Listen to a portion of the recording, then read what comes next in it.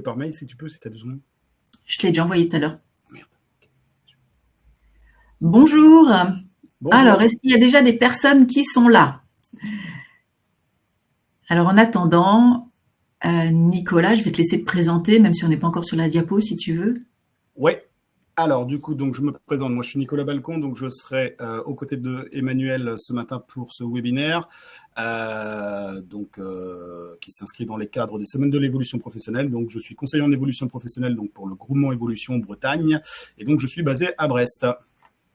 Bonjour, je suis l'homologue de Nicolas. Je ne suis pas loin, moi je suis à Quimper, conseillère en évolution professionnelle. Et vous venez d'où? Je vois que ça commence à réagir sur le chat. Merci pour les petits pouces.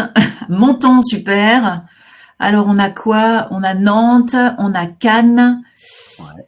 on a Nantes. Ah bah, le public de Nantes, Paris, Lyon, Isère, Seine-Maritime, Paris, La Rochelle, Toulouse, Clermont-Ferrand, Nantes. Ah bah, Nantes est pas mal, hein. Qui c'est qui nous a fait de la pub sur Nantes? Arras, Paris.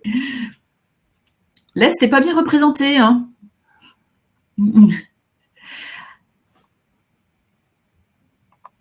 Loire-Atlantique, ok. Angers. Très bien. Ah, la seule d'Alsace. Merci.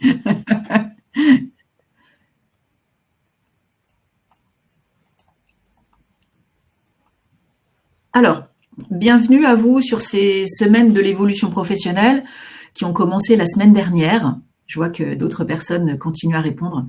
Elles durent jusqu'au 20 octobre, donc jusqu'à vendredi. Et juste pour démarrer, quelques consignes. Là, vous avez tous mis un message dans le chat. Par la suite, quand vous aurez des questions, vous avez aussi un onglet questions, s'il vous plaît, et qui est vraiment dédié à ça, si vous voulez bien l'utiliser. Est-ce qu'on pourrait faire un test que vous mettiez vos questions dans les questions ou juste une réaction dans les questions, s'il vous plaît? Voilà, c'est...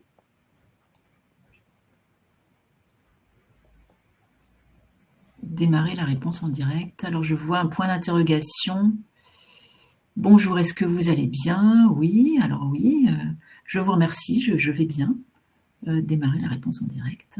Voilà. Et questions. Les questions, c'est bien ici, voilà. Alors, je vois Natercia Le Floc. Oui, les questions, c'est bien ici. Je vois Warif, météo du jour. Ok, super. Nelly, c'est bon, vous avez tous compris. Vous êtes bien, en fait. Je vois Claire aussi, je vois Chloé. Super, merci beaucoup. On est pas mal. Alors, juste pour information, ce webinaire, vous n'aurez pas accès au support. Par contre, à la fin de la semaine de l'évolution, vous aurez accès à ces webinaires en replay sur le site.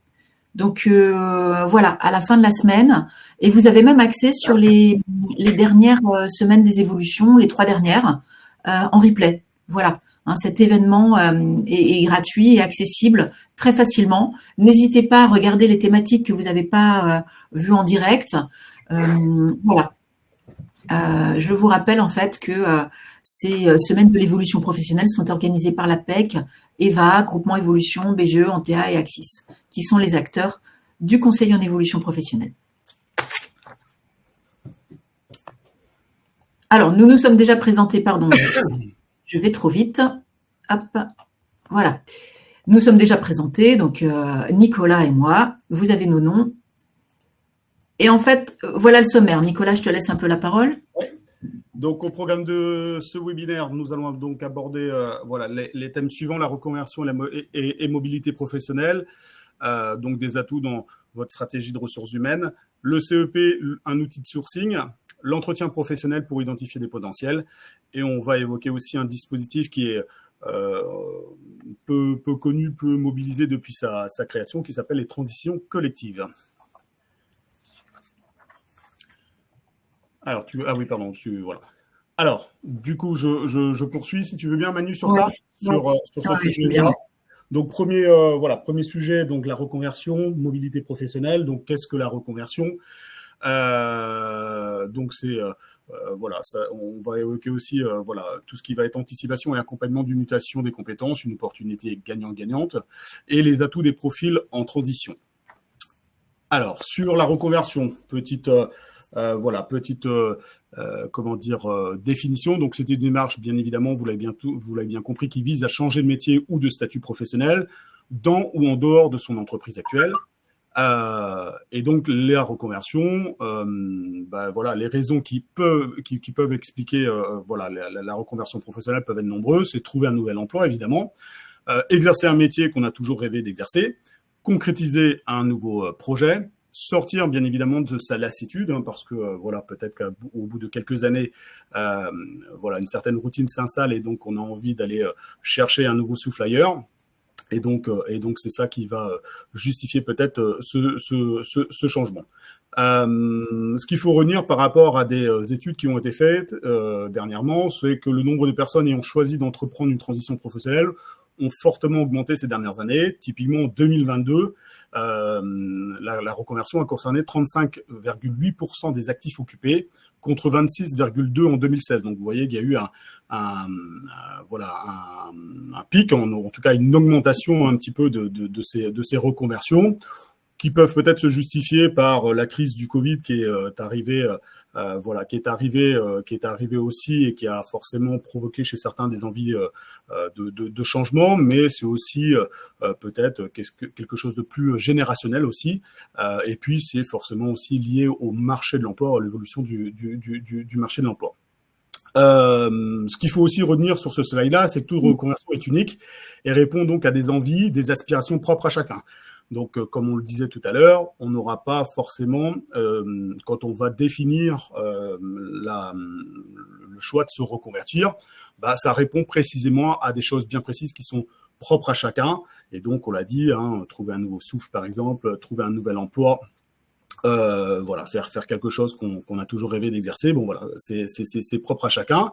Et donc, ce qu'on voulait dire aussi à travers cette slide-là, et on va présenter tout à l'heure un petit peu le CEP, du coup, le conseil en évolution professionnelle qu'Emmanuel et moi nous représentons ce matin, on est un facilitateur pour mettre en place cette reconversion. Donc, n'hésitez pas en tout cas à le promouvoir ou à l'utiliser, et on vous expliquera un petit peu comment et les canaux pour pouvoir faire appel au CEP. Alors Nicolas, il y a plusieurs messages qui disent qu'on n'entend pas bien. Est-ce que tu pourrais te rapprocher de ton micro, s'il te plaît? Bien sûr. Est-ce qu'on pourrait faire un test pour les personnes qui ont mis ce message? S'il vous plaît, est-ce que c'est mieux? Nicolas, est-ce que tu pourrais parler? Je vais augmenter peut-être mon son. Voilà, je l'ai mis au maximum. Alors, est-ce que ma voix porte davantage? Alors, j'ai Esther, en fait, qui dit « Ouf, c'est bon pour le son ». D'accord. Une autre personne qui dit c'est vraiment très bien. Okay. Voilà, je pense que c'est peut-être résolu. Pas de souci. Voilà, on va pouvoir continuer. Merci en tout cas pour ce message. Est-ce que j'ai besoin peut-être de redire ce que j'ai présenté rapidement pour les personnes qui peut-être m'entendaient alors, Nicolas, on est un peu juste, la diapo est un peu longue en fait. Ils pourront voir en replay, pardon, je me permets parce que beaucoup disent qu'ils ont entendu quand même, tu vois. Très bien, voilà. Ça marche. On va pouvoir poursuivre. Parfait. Alors, anticiper, accompagner une mutation des compétences, c'est vraiment quelque chose de gagnant-gagnant à la fois pour l'entreprise ici et pour le salarié. En fait, pour l'entreprise, c'est vrai que ça permet de rendre visible des postes à tout le monde. Et puis de rendre visible des postes en interne, ça veut dire quoi? Ça veut dire en fait réduire vraiment les coûts de recrutement. Parce qu'un salarié qui connaît déjà l'entreprise, je vous fais pas le schéma, mais c'est beaucoup plus facile. Et en même temps, ça valorise vraiment la marque employeur, puisque un employeur en fait qui va faciliter le recrutement en interne et qui va faciliter les mutations des salariés, c'est gagnant à la fois pour le salarié et pour l'entreprise.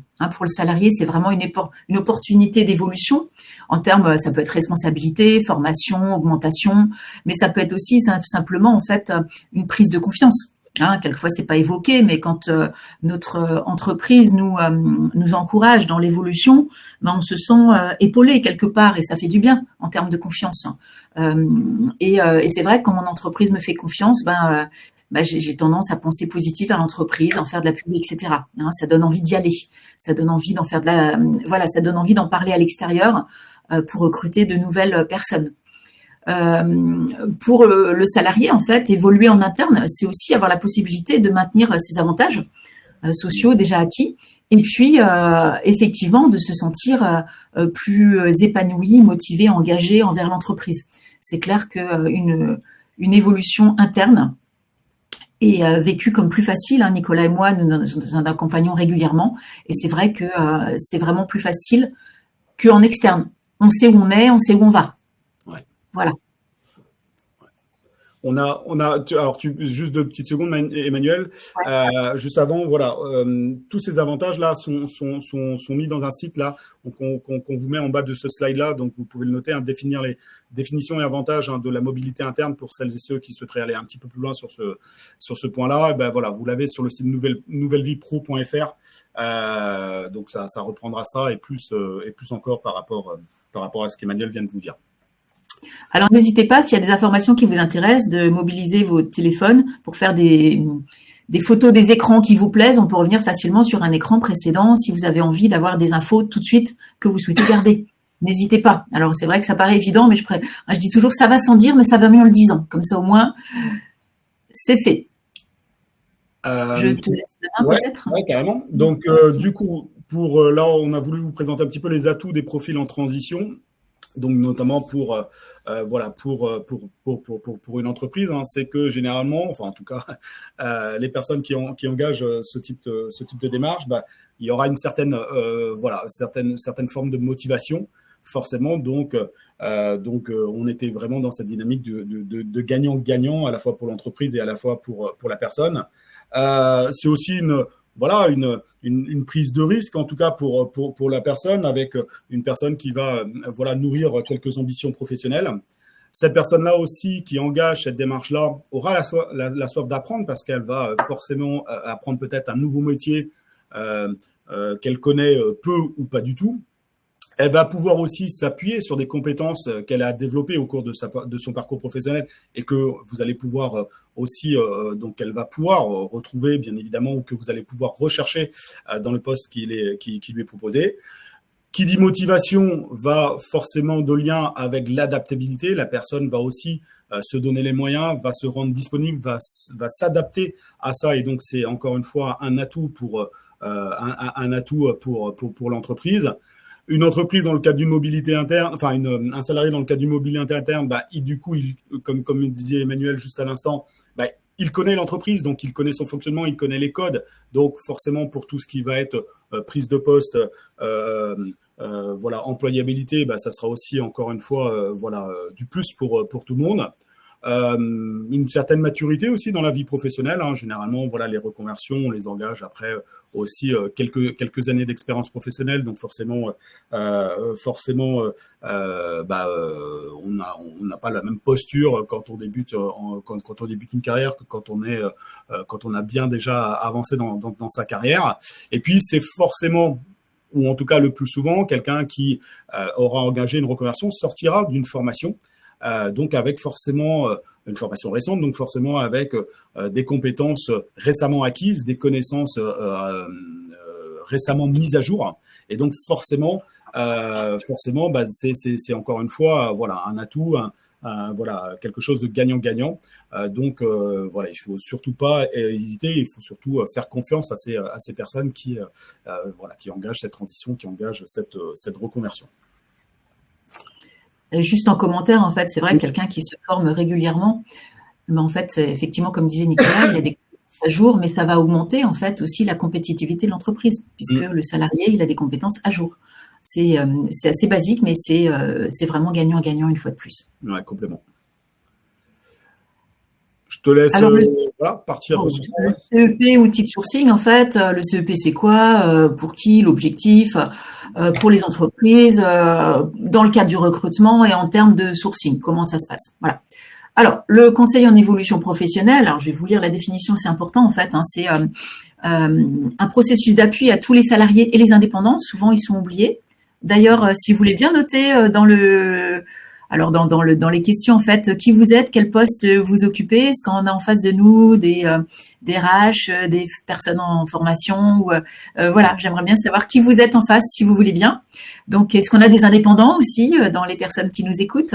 Donc c'est un service vraiment pour les salariés indépendants, les salariés du privé, pour faire le point sur la situation professionnelle et le cas échéant, élaborer, formaliser, mettre en œuvre une stratégie visant l'évolution professionnelle. Voilà, donc ça c'est vraiment la définition, c'est important en fait. Alors fonctionnaire, ok, donc vous êtes fonctionnaire, vous dépendez du public ou du privé en fait, Myriam? Donc ce service en fait, c'est vraiment important, c'est un service public, donc il est gratuit. C'est vraiment confidentiel, c'est-à-dire quand on reçoit quelqu'un, en fait, évidemment, la conversation reste entre le conseiller et la personne qui en bénéficie. C'est neutre, c'est-à-dire que là, c'est vraiment important. Nous sommes tous formés sur cette neutralité. Et j'utilise souvent le même exemple en termes de métaphore pour représenter.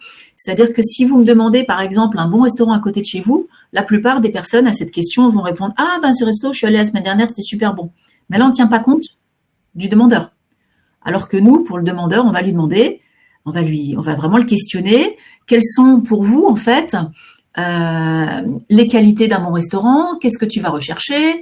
Est-ce que pour toi, c'est le circuit court? Est-ce que c'est la nourriture? Est-ce que c'est l'ambiance? Est-ce que c'est le prix? Est-ce que c'est un tout? Voilà. Il y a un peu de tout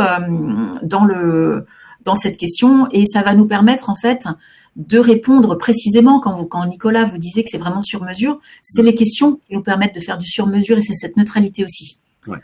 L'accessibilité. Alors, je parle très vite, n'hésitez pas. Alors, je vois beaucoup de questions, de réflexions dans le chat. Les personnes sont plutôt en train de présenter un peu leur poste. Donc, on a, en effet, je fais la mention, mais on a des RH, on a des salariés, on a des conseillers en insertion professionnelle, j'ai vu passer, des personnes qui travaillent dans le recrutement.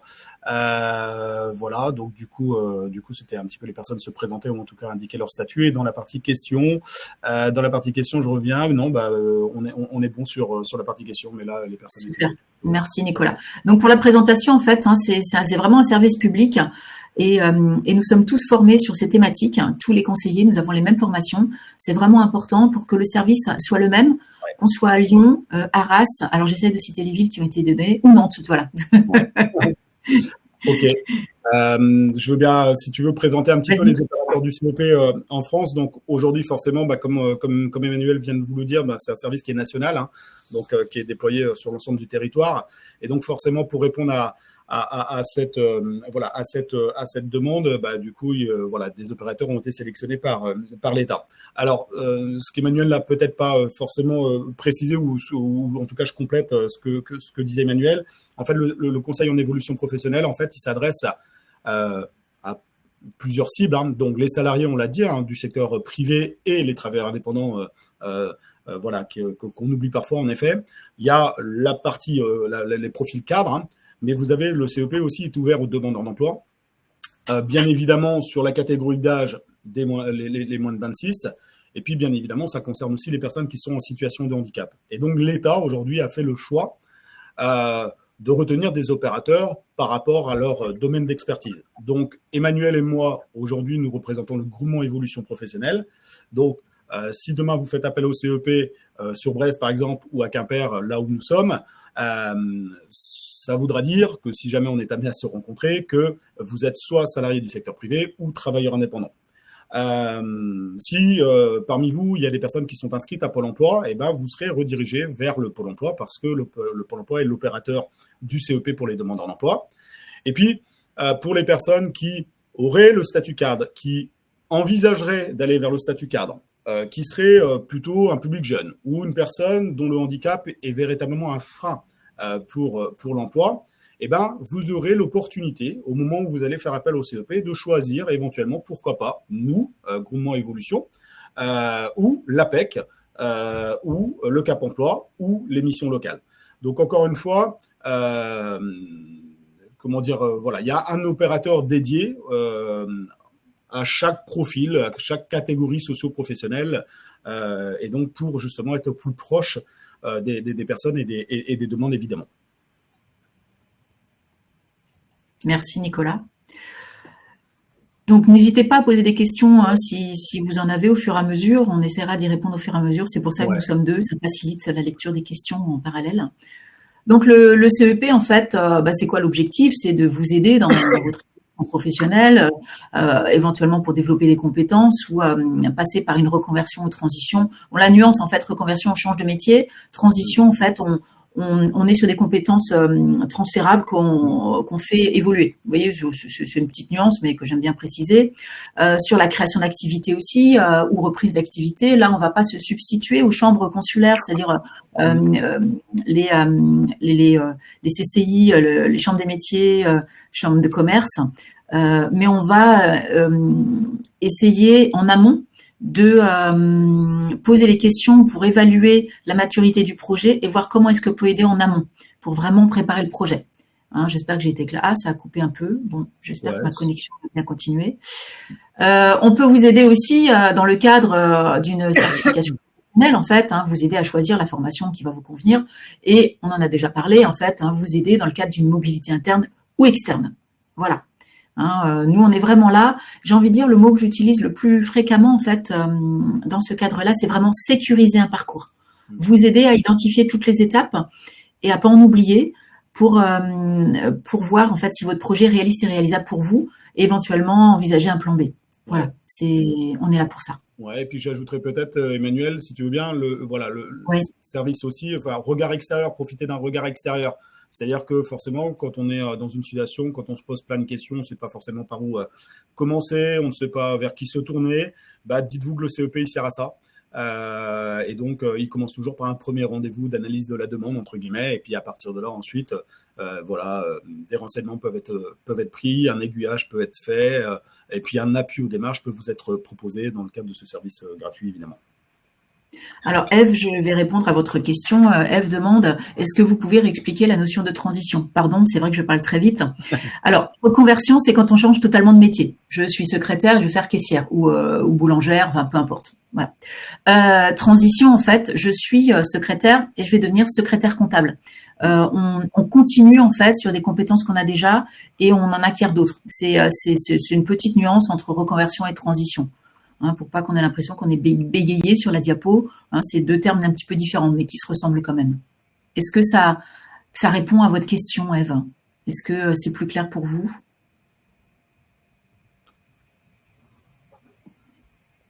Bon, on va avancer. Ouais. Chargement des... Parfait, merci. Voilà. Effectivement, la connexion n'est pas terrible. Je cherche un mot élégant, mais j'ai pas trouvé. Alors, le CEP au service des entreprises. Alors, ce qui est important à savoir, en fait, c'est que nous, en tant que... alors, on est conseiller sur le terrain, mais on vient aussi dans les entreprises pour informer les entreprises. Donc, on peut participer à des réunions d'information d'entreprise avec les partenaires qui sont déjà présents, l'OPCO ou les IRP, en fait. Régulièrement, moi j'ai deux casquettes. En fait, j'ai une casquette conseillère en évolution professionnelle sur le terrain comme Nicolas où je reçois des salariés, mais je vais aussi à la rencontre des acteurs du territoire, les entreprises, les différents acteurs de l'emploi, pour les informer en fait de ce dispositif et de comment est-ce qu'ils pourraient en disposer. Hein, ça c'est très important parce que souvent en fait l'entreprise pourrait, par méconnaissance, nous stigmatiser sur certaines thématiques, notamment la reconversion.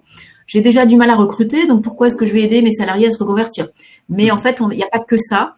Et souvent, en fait, ça permet en fait de clarifier vraiment en fait les services qui sont à la disposition du salarié.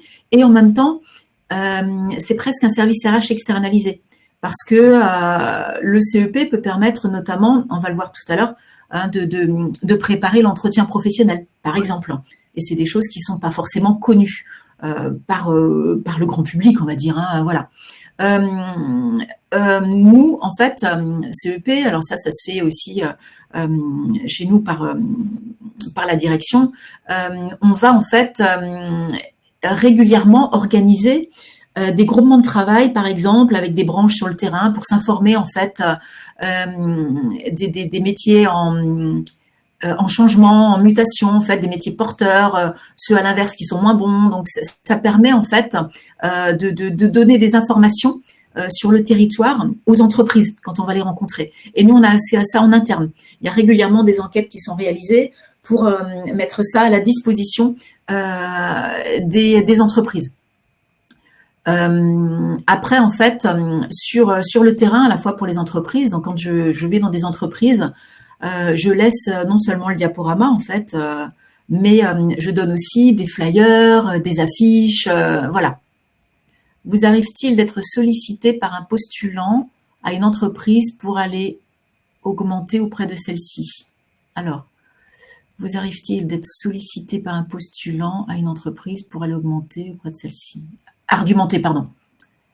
Alors oui, effectivement, pardon, excusez-moi, j'avais mal lu. Oui, si j'ai bien compris la question, nous avons, alors quand on est demandeur d'emploi, quand on est au chômage, pour chercher un emploi, on se fait aider par Pôle emploi. Mais quand on est en emploi, effectivement, on peut être aidé par le CEP pour préparer un entretien d'embauche. Voilà, on peut être aidé pour ça, effectivement. Est-ce que c'est bien ça, David, votre question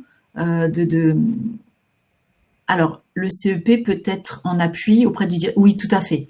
Le CEP peut être en appui auprès des dirigeants pour préparer les entretiens professionnels. Alors, c'est pas le dirigeant, on peut aller lui présenter l'entretien professionnel de manière générique.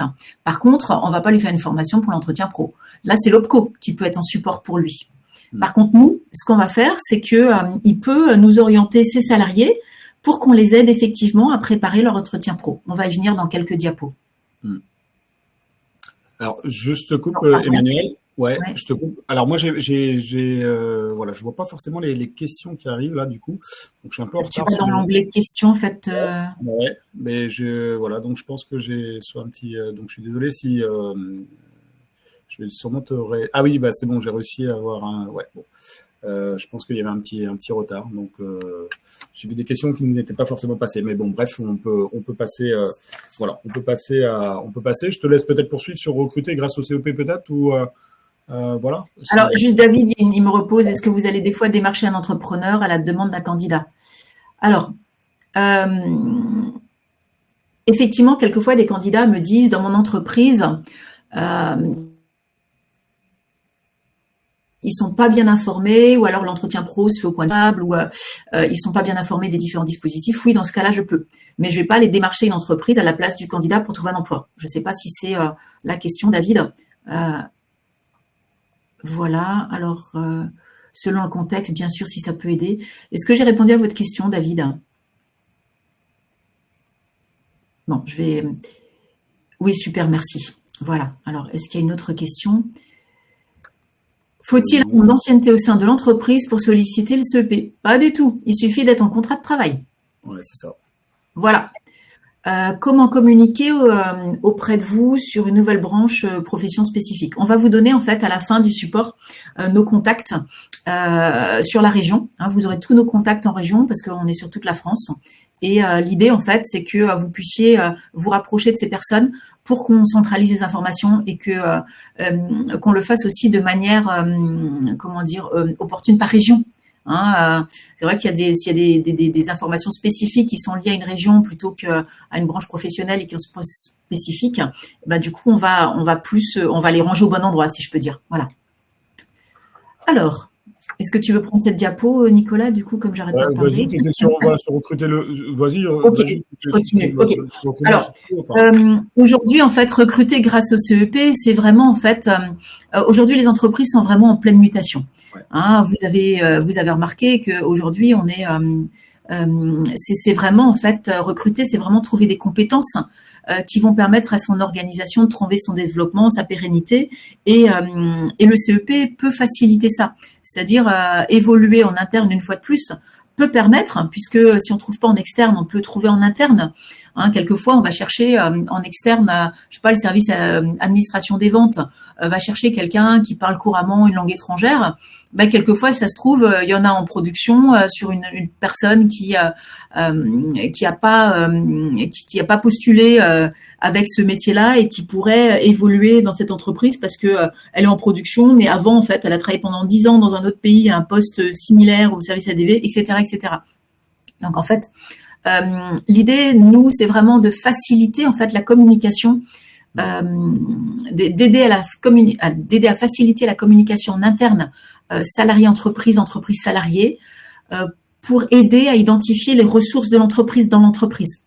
Et aussi aider les salariés à devenir vraiment acteurs de leur parcours professionnel, c'est-à-dire à vraiment en fait se saisir de l'entretien pro, entre autres, pour communiquer là-dessus. C'est vraiment important. Donc là, le contexte actuel, je regarde l'heure parce qu'il faut qu'on avance un petit peu plus vite. Le contexte actuel, on a remarqué en fait que la force est inversée aujourd'hui. C'est vrai que les entreprises, aujourd'hui, ce qui est un peu dans l'air du temps, c'est que les entreprises font un peu de la pub sur la façon de fonctionner, etc. C'est un CV inversé, c'est-à-dire que même les entreprises aujourd'hui font un CV pour essayer de séduire les candidats. C'est un peu nouveau. Ouais, le rapport s'est inversé avec l'évolution du marché du travail, en effet. Ouais. Voilà, donc les compétences, je viens d'évoquer ça, on les trouve en interne et en externe. Voilà. Alors, l'entretien professionnel, ça y est, on y arrive, mais c'est vraiment un moment vraiment opportun pour faire évoluer, pour identifier les ressources de chacun et pour le salarié devenir acteur de son parcours pro et pour l'entreprise d'identifier les ressources en interne, comme je viens d'évoquer. Je te laisse cette diapo, Nick. Carrément, merci Manu. Alors du coup, l'entretien professionnel, de quoi on parle quand on parle d'entretien professionnel, donc déjà, il concerne, on va dire, tous les salariés dans une entreprise et dans tous les secteurs d'activité. Bien évidemment, toutes les personnes et tous les types de contrats, CDD, CDI, apprentissage ou encore contrat de professionnalisation. Et quel que soit aussi le temps de travail prévu dans ce contrat-là. Donc, bien évidemment, l'entretien ne concerne pas que les personnes à temps plein, ça concerne aussi les personnes qui sont à temps partiel typiquement. Alors, il faut bien dissocier deux choses. Il y a l'entretien annuel, du coup, qui a lieu et qui doit se faire tous les ans et qui a pour objectif de faire le bilan un petit peu des performances et de l'atteinte, on va dire, des objectifs ou non de la personne dans le cadre de son travail. Ensuite, vous avez et donc c'est aussi sur cet entretien annuel que des choses vont pouvoir être évoquées, négociées, notamment de la part peut-être du salarié en termes peut-être d'aménagement du temps de travail, en termes peut-être de rémunération, de formation, pourquoi pas. Donc, c'est vraiment un temps d'échange où la négociation aussi, c'est un temps aussi pour la négociation. Ensuite, vous avez l'entretien professionnel. Celui-ci, il a lieu plutôt tous les 2 ans. Et là, c'est pour plutôt faire le point sur, à nouveau, les compétences de la personne, donc faire un état des lieux un petit peu des compétences à l'instant T de la personne et d'envisager éventuellement des perspectives d'évolution. Et donc ça, c'est quelque chose, vous voyez, on n'est pas forcément on n'est plus dans une analyse de la situation de la performance ou dans un temps lié à la négociation. On est là pour justement acter les choses et ensuite se dire vers quoi on pourrait tendre, quelles sont les possibilités. Et puis ensuite, tous les 6 ans, il y a ce qu'on appelle un état des lieux. C'est quelque chose qui est peut-être moins connu, moins visible. Peut-être, on en parle peut-être un petit peu moins. Alors, forcément, les personnes qui sont dans les ressources humaines, on en a vu qu'il y en avait plusieurs sur ce webinaire ce matin. Forcément, ça, c'est un sujet que vous maîtrisez. Mais peut-être pour les salariés, c'est peut-être moins évident, c'est peut-être moins visible. Mais tous les 6 ans, l'idée, c'est de faire un état des lieux. Un état des lieux de ce qui a été abordé, ce qui a été négocié, ce qui a été peut-être promis, ce qui a été défini. Et donc, il y a ce temps-là qui est prévu pour ça. Et ce temps-là, en fait, il y a aujourd'hui une réglementation qui est en vigueur et qui peut pénaliser l'entreprise si ces points-là ne sont pas faits dans les temps. Ne sont pas respectés, et notamment, c'est pas forcément le sujet du jour, mais on parle beaucoup du compte personnel de formation, et donc du coup, il peut y avoir des pénalités financières qui peuvent aller dans le sens du salarié avec un espèce d'abondement parce que les choses n'ont pas été respectées par l'entreprise tel que le cadre le définit tout simplement. Alors, effectivement, bien distingué, je me permets, Nicolas, l'entretien pro, c'est obligatoire tous les 2 ans, c'est le seul. Ouais. L'autre, c'est à la main de l'entreprise. Ça. Il n'est absolument pas obligatoire. Et souvent, il y a un peu confusion des deux parce que quelquefois, les deux sont faits dans la foulée. Et du coup, le salarié a du mal à distinguer. OK, il m'a demandé en fait, en termes de chiffres, qu'est-ce que j'ai fait l'année dernière, qu'est-ce que je fais cette année, rentabilité. Et puis après, il me parle compétences, évolution, je comprends rien. Voilà, en fait, voilà, l'entretien pro, c'est vraiment celui qui est obligatoire tous les 2 ans. Et tous les 6 ans, il y a un point récapitulatif. Et l'entreprise a vraiment une obligation de maintenir le niveau le niveau de compétence de ses salariés pour qu'ils puissent exercer leur job. Hein, c'est alors comment c'est contrôlé en fait, c'est le salarié qui peut dire attention, moi j'ai rien eu pendant 6 ans, il s'est rien passé. Après c'est pour ça que c'est tracé tous les 2 ans. Hein, il y a un compte rendu qui est obligatoire. Qui est obligatoire, oui, un compte rendu qui est fait pour tracer en fait ce qu'on a fait. Il y a au moins une proposition de formation qui a été faite. Ça, c'est important. Après, à quel moment en fait on est contrôlé, voilà, je pense que c'est honnêtement, je réfléchis. Peut-être que les personnes qui sont DRH dans le chat pourront peut-être nous répondre. C'est peut-être voilà. Ouais. Est-ce que vous êtes parfois voilà, est-ce que vous êtes contrôlé ou en tout cas vous avez des comptes à rendre par exemple.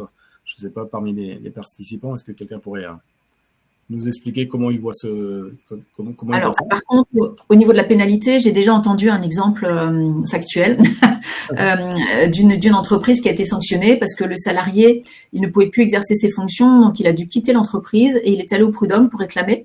Et on lui a versé, effectivement, l'entreprise a été dans l'obligation de verser ces 3 000 € de pénalité sur son compte CPF parce que l'entreprise n'avait pas, en fait, c'était quelqu'un qui n'avait pas les compétences numériques à jour. Hein, et, grosso modo, il savait plus servir de il n'avait pas, en fait, été formé régulièrement sur l'informatique, et ce qui fait qu'il avait perdu pied. Et voilà, en fait, l'entreprise a été sanctionnée. Et donc, il y a Julie qui nous dit dans le chat, hein, qui nous dit que généralement, en fait, voilà, ce contrôle-là, en tout cas, est mis en place si jamais le salarié dénonce, en fait, que ces règles n'ont pas été mises en place par l'entreprise. Donc, voilà, il n'y a pas, a priori, en tout cas, d'auditeur, par exemple, qui vient voir ou qui vient vérifier que c'est bien fait. En tout cas, voilà, c'est vraiment sous l'impulsion, en tout cas, du salarié le plus souvent que les choses bougent, en fait. Alors, Joséphine demande, en fait, mais c'est souvent, effectivement, les salariés qui vont être acteurs et qui vont dire, attention, moi, j'ai rien eu. Voilà, c'est ça. Ouais. Et puis, il faut se méfier parce qu'il y en a beaucoup d'entreprises qui jouent pas le jeu. Et bon, en fait, comme on arrive au bout de ces 6 ans, là, hein, ça commence, hein, puisque c'est commencé en 2015, donc voilà, plus 6, ça fait 2021. Donc, suivant quand est-ce qu'on a commencé, on y arrive. Vous voyez. Donc, alors, je vais avancer un petit peu parce qu'on est qu'à la 18, voilà, il nous reste quelques diapos. Voilà. Il y a Elisabeth qui disait aussi que souvent aussi ces contentieux sont réglés voilà, ces problématiques sont réglées lors des contentieux, donc notamment typiquement s'il y a une procédure judiciaire qui est engagée par le salarié au terme d'un contrat de travail, ça peut être là que sera contrôler en fait l'entreprise pour savoir si elle a respecté ses engagements par rapport à ce qui était défini.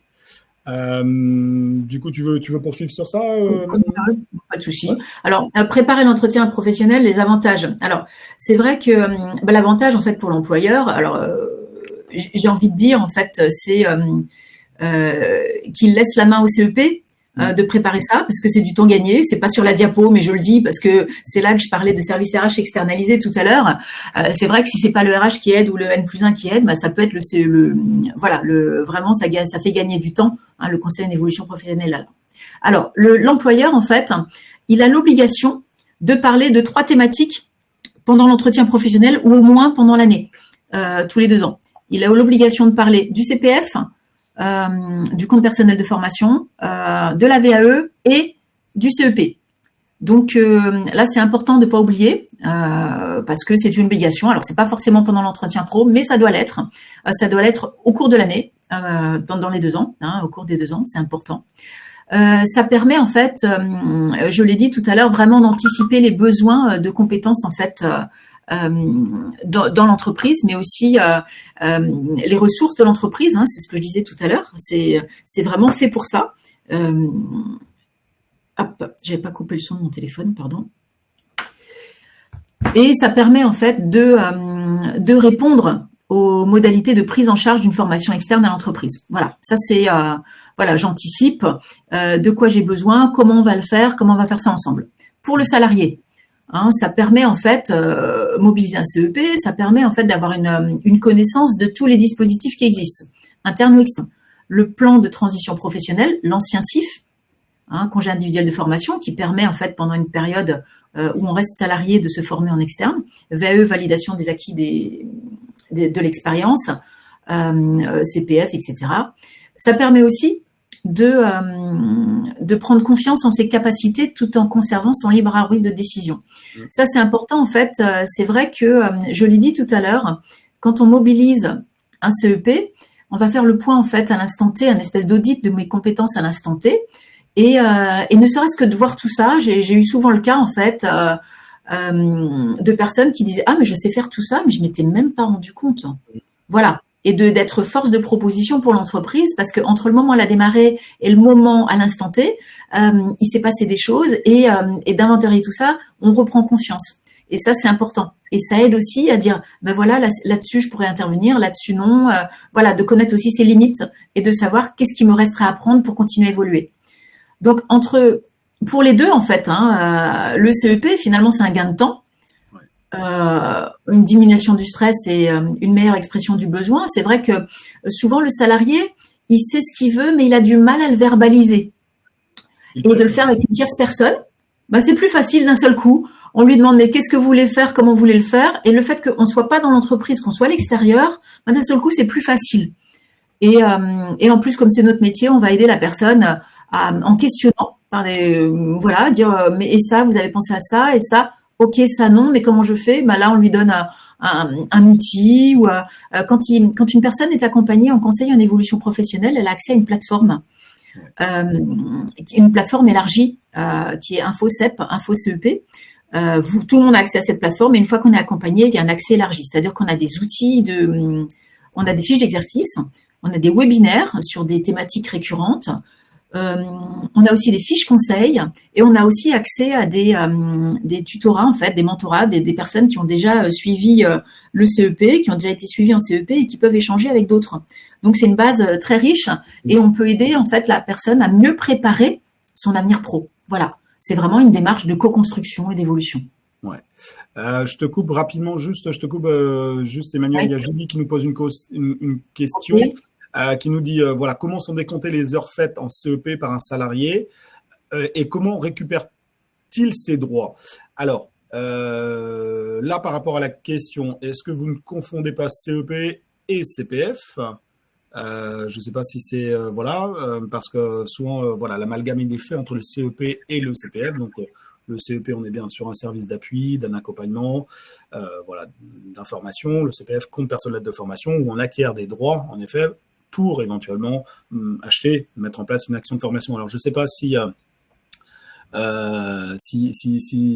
j'avais bien compris, ou en tout cas les choses, parce que comment sont décomptées les heures faites en CEP par un salarié dont son quota. Alors, ouais, j'ai mal à.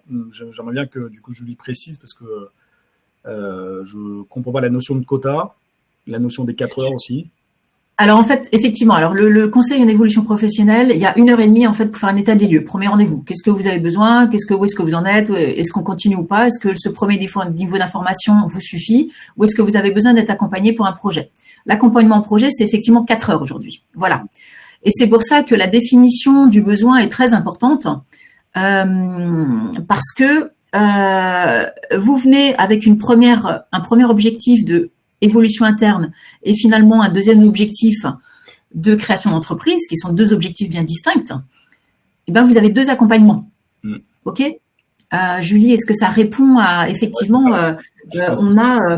c'est ça. Donc, avant de décompter l'accompagnement, c'est ça. Alors, il y a 1h30 plus 4 heures. Ouais, en moyenne. En moyenne, c'est ça.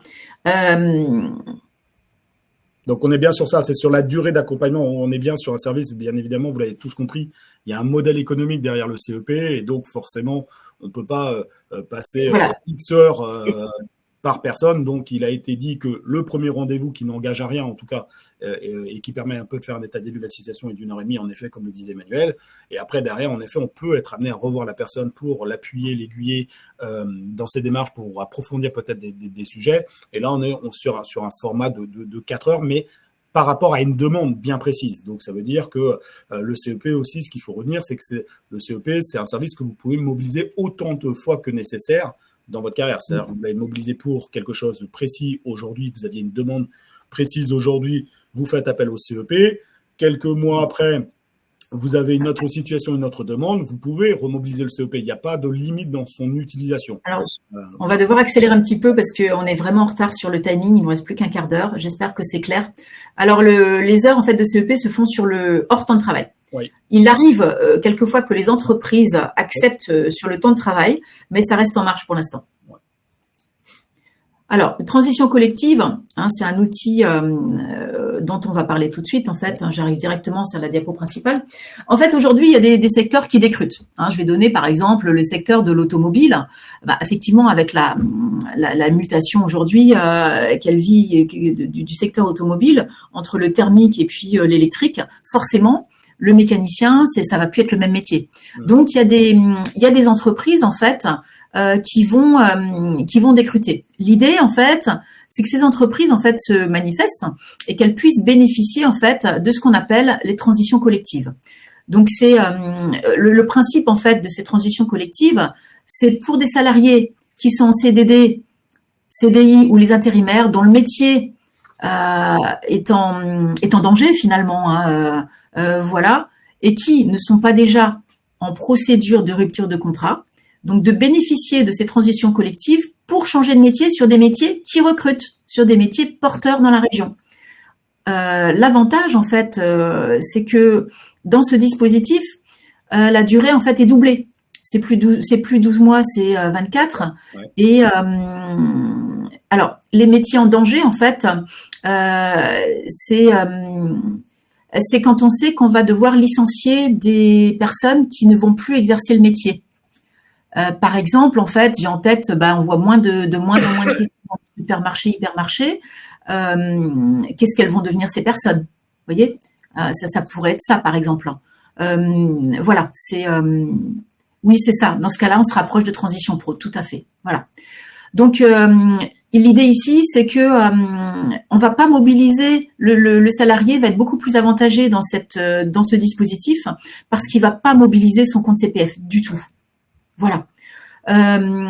Voilà. Les parcours, en fait, les prérequis, c'est les salariés, ils doivent être volontaires puisque l'entreprise ne peut pas imposer ça à ses salariés, et ils doivent être impérativement accompagnés par un conseiller en évolution professionnelle. Et ils doivent remplir des conditions d'ancienneté pour les CDI, 24 mois consécutifs ou non en tant que qualité de salarié, et 12 mois au moins dans l'entreprise actuelle. Donc, mais les diapos sur lesquels on a été rapide, vous pourrez vous rapprocher des conseillers régionaux et redemander si nécessaire, en fait, une explication plus affinée si vous en exprimez le besoin. C'est important que vous restiez pas en marge pour ça. Mais je précise que pendant la formation, pendant que la personne est en formation 24 mois, le contrat de travail, il est suspendu mais pas rompu. C'est très important. Donc, alors, qui c'est qui paye les salaires dans ce cas-là? Ça, c'est important en fait, parce que Transition Pro, en fait, c'est l'ex-FONGECIF qui est souvent un peu plus connu comme ça, en fait. C'est eux qui vont financer à la fois la formation et les salaires. Donc, l'entreprise, elle avance le salaire, mais elle est remboursée. Donc, vous imaginez, en fait, pour une entreprise qui s'apprêtait à licencier, qui va pas très bien, parce que ces derniers temps, elle était un peu moins compétitive, parce qu'on sait que la masse salariale, c'est vraiment coûteux dans l'entreprise, ça lui fait une grosse bouffée d'air frais en termes de finances, puisque pendant 1 an ou 2 ans, elle va plus forcément payer ces salariés-là. Et pour le salarié, en fait, c'est un dispositif sécurisé et gratuit. Il conserve son salaire chaque mois et il ne paye pas le coût de la formation. C'est vraiment un dispositif qui est très peu connu pour l'instant, et qui gagne à être connu pour le mobiliser davantage. Donc, En résumé, en fait, pour l'entreprise, c'est vraiment anticiper les nouvelles mutations, accompagner les salariés volontaires dans une reconversion externe et surtout permettre de recruter sur des métiers porteurs, émergents ou en tension. Ça, c'est pour l'entreprise. Pour le salarié, c'est vraiment être acteur de son parcours professionnel et être accompagné dans sa reconversion externe. Développer des compétences et son employabilité dans un nouveau domaine. Donc voilà, ça permet de rester actif et de trouver de garder un travail ou de trouver un nouveau travail et de bénéficier d'une reconversion sécurisée et financée à 100%. C'est vraiment l'avantage du dispositif. On avait quelques questions, mais voilà, dans la barre, du coup, Alors, qui prend en charge l'accompagnement CEP pour le salarié? Alors, l'accompagnement CEP, c'est service public. Ouais. C'est pas l'OPCO, c'est pas le CPF, c'est service public. Donc, c'est financé par France Compétences, clairement, qui est un service indirect du ministère du Travail et de l'Emploi. Voilà, pour répondre à la question, est-ce qu'il y en avait d'autres? Non, après ça parlait des transitions des transitions collectives auxquelles tu as répondu sur notamment la notion des métiers porteurs. Voilà, et il y avait une personne qui nous interrogeait sur comment faire pour rencontrer un conseiller en évolution professionnelle, mais très rapidement, voilà, vous avez un numéro vert par région, vous tapez, vous allez sur mon CEP en région, donc CEP Bretagne typiquement, et vous allez avoir un numéro vert qui vous permettra d'avoir un premier rendez-vous avec un conseiller en évolution professionnelle et qui ensuite après pourra vous appuyer.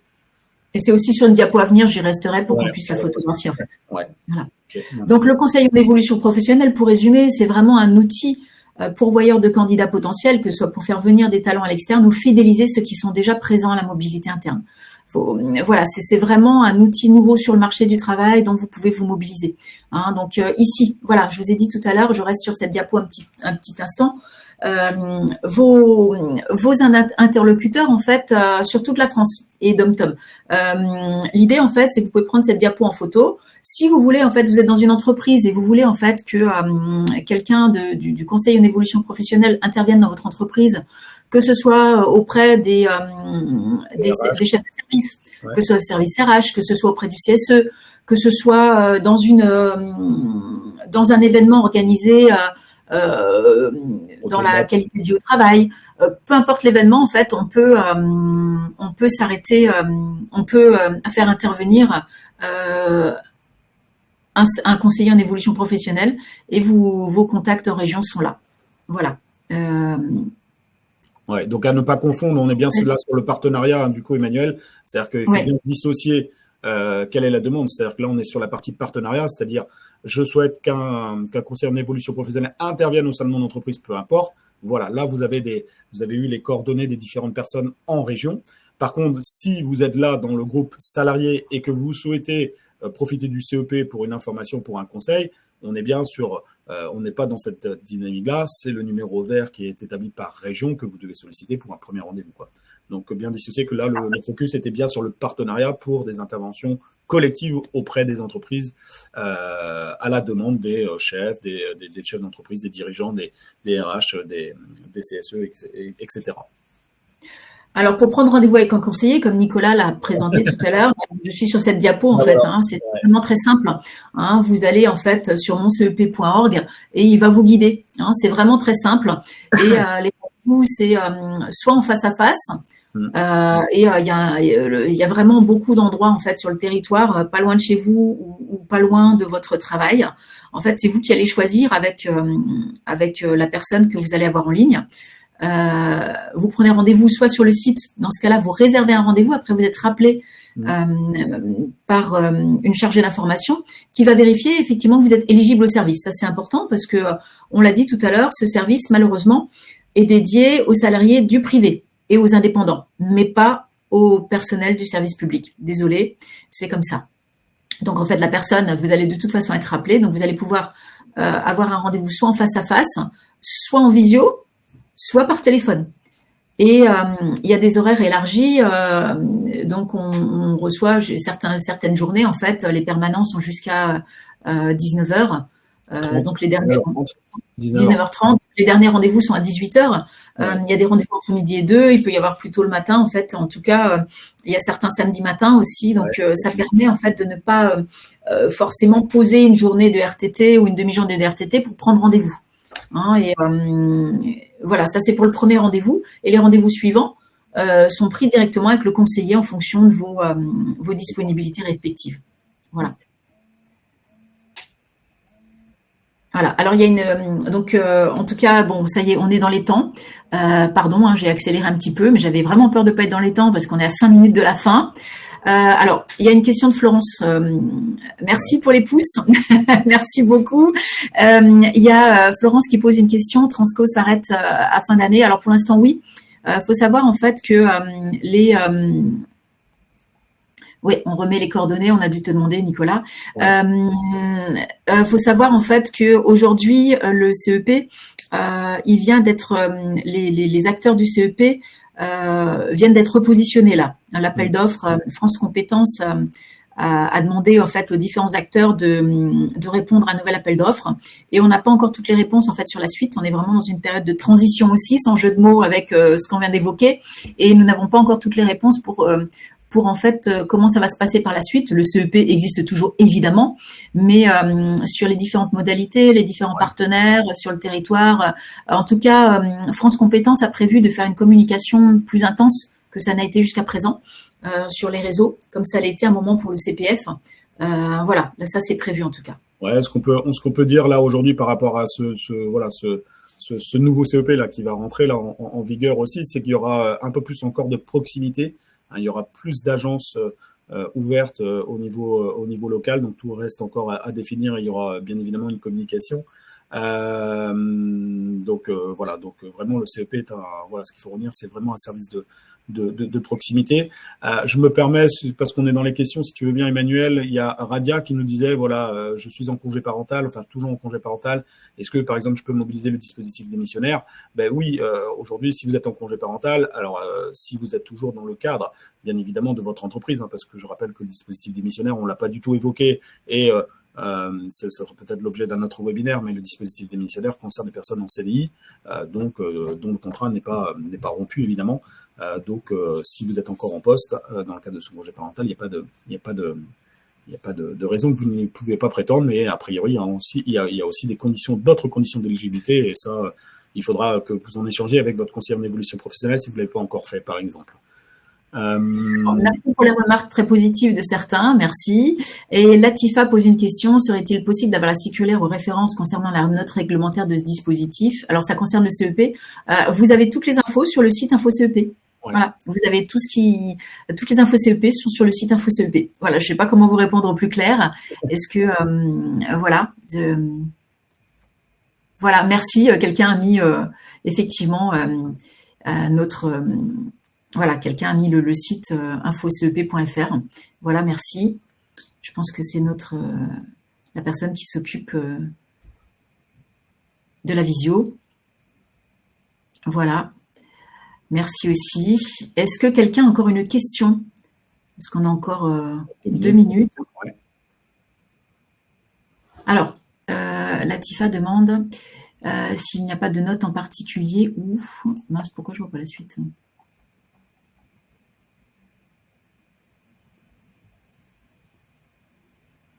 Ou publication BO, alors moi non plus, je ne comprends pas le... Non, vous avez répondu, c'est OK. D'accord. Merci Latifa. Voilà, c'est vrai que quand avec Internet, c'est un peu décalé, du coup. Pardon, merci. Merci beaucoup en tout cas pour votre attention, participation. Et n'hésitez pas, si vous avez des questions, n'hésitez pas à contacter le conseiller en évolution professionnelle de la région ou un conseiller en évolution professionnelle de manière individuelle, parce que c'est là pour ça. Nous sommes là pour vous. Et puis, tu peux remettre on peut remettre, sur la dernière minute, on peut remettre le slide pour les entreprises qui souhaiteraient contacter leur interlocuteur en région, peut-être, voilà. Du coup, si vous n'avez pas pris la photo, voilà. Merci à vous, bonne journée à tous aussi. Merci pour ces pouces. Et je vous souhaite à tous une belle évolution. Ouais. Merci en tout cas Emmanuel pour cette présentation, c'était clair. Merci Nicolas.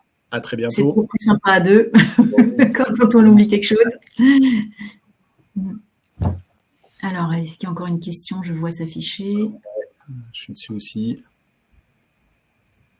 Merci pour la réponse. OK. Bon, eh ben, a priori, on est pas mal. Donc, n'hésitez pas à voir les rediffs et toutes les rediffs de cette semaine de l'évolution professionnelle. Ouais.